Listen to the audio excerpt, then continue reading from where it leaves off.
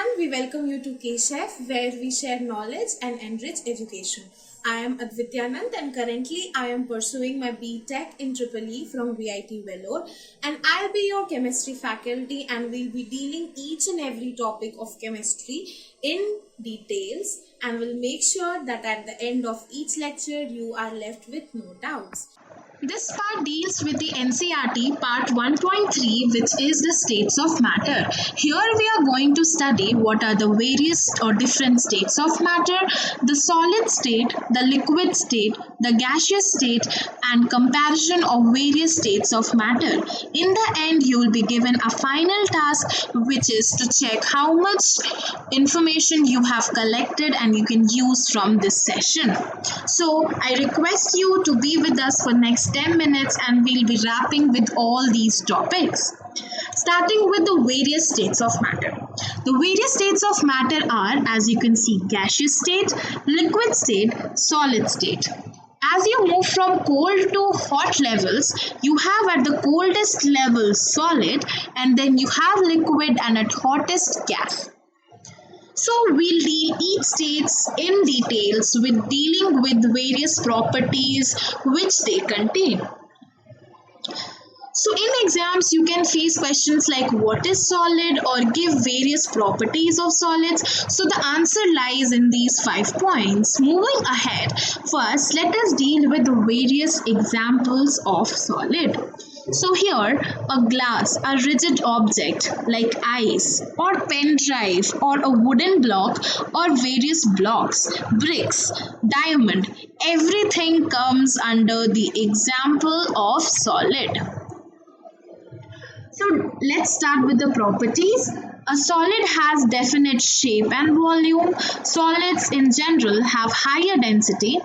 In solids, intermolecular forces are strong. Intermolecular forces means we have already dealt with it in the previous video.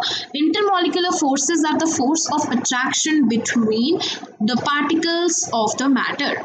Diffusion of a solid into another solid is extremely slow, and solids have high melting points. If you remember these 5 points, then you can score full marks in your exam. Moving on to another question, which is what is a liquid?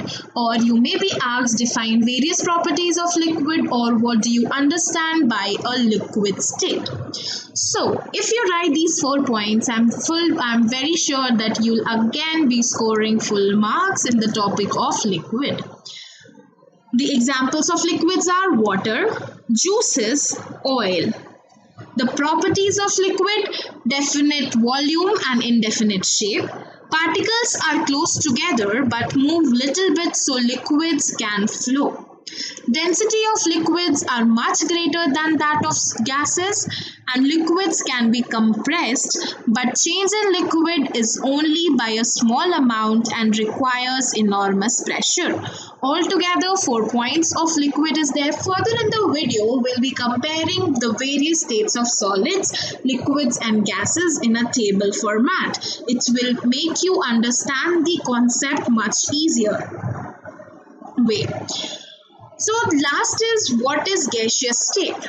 Very simple. We again have arranged for you 5 points which states gases may be compressed, gases expand when less pressure is applied, gases can be mixed, gases exert a constant pressure on its container walls, gases have low densities, and gases have least force of attraction.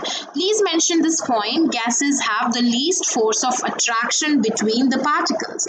So here is a pan, the vapors are the examples of gases. Even you have come across various gaseous balloons, which is again the example of gaseous state. So further, we'll be dealing with the various properties in a table format in exam. If you are asked the difference between various states of matter, you can just remember this table and write your answer straight away. So here in this table, we have 3 columns: solids, liquids, and gases. So I'll read again, and one by one, we'll be dealing with solids, liquids, and gases again, so that you have a small revision in this video only.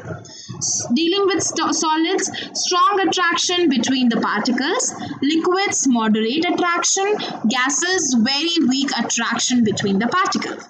Second point of difference is particles are very close together and neatly arranged in solids. Particles still very close together but not neatly arranged in liquids. Particles are much further away from each other. Particles vibrate in place is for solids. For liquids, we have particles are able to slide past each other. They can move over each other, but they are not freely to move. Then you have the particles move all around and bump into each other. Another thing, definite shape and volume. Liquids have indefinite shape but definite volume. Gases have indefinite shape and indefinite volume. That pretty much sums up our whole concept of the various states of matter, which are solid, liquids, and gases. So, matter changing in its states. The changing of states is possible. Suppose if a solid changes to liquid, it is called melting. Similarly, if liquid changes to gas, it is called vaporization. And if gas changes to plasma, it is called ionization. Moving back, if plasma changes to gas, it is called deionization. Gas to liquid is called condensation. And liquid to solid is called freezing. Directly, gas and solid can interchange their states. If a gas changes into solid, it is called deposition. And if a solid changes into gas, it is called sublimation. Plasma has been a matter of question. It is considered as the fourth state of matter, and the intermolecular force of attraction in plasma is much lower and the least when compared with the various other states of matter. So after this lecture, what is solid, what is liquid, what is gas, you'll be able to answer all these questions very well. And matter changing its state, you need to know the terms when one state of matter changes into another state of matter. You can get a 1-mark question or to explain these terms straight away. Coming on to the final task. The final task, we have arranged 5 questions for you. Question 1 says, when a solid changes to a liquid, it is called what? So if you have a good observation of what we studied previously, a slide just before it, you'll be able to answer this question. Second is a true and false question. Liquids are easy to compress. Is it true or is it false? Third is, when a gas changes into a liquid, it is called what? Fourth, true and false question again. The particles of a gas are packed tightly together. Is it true or is it false? And the last question of this session is, when solids reach their melting points, they become what?